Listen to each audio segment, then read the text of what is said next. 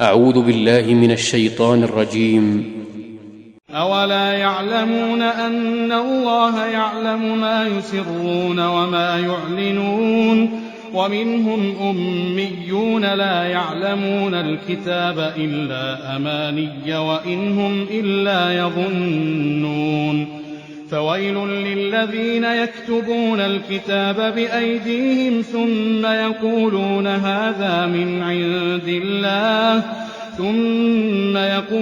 هذا من عند الله ليشتروا به ثمنا قليلا فويل لهم مما كتبت أيديهم وويل لهم مما يكسبون وقالوا لن تمسنا النار إلا أياما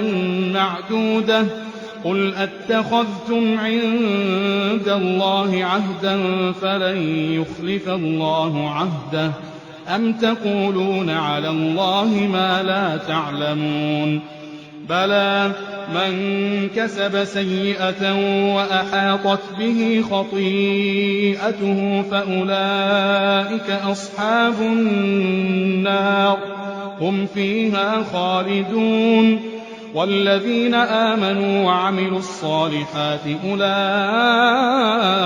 أصحاب الجنة هم فيها خالدون وإذ أخذنا ميثاق بني إسرائيل لا تعبدون إلا الله وبالوالدين إحسانا وذي القربى واليتامى والمساكين وقولوا للناس حسنا وأقيموا الصلاة وآتوا الزكاة ثم توليتم إلا قليلا منكم وأنتم معرضون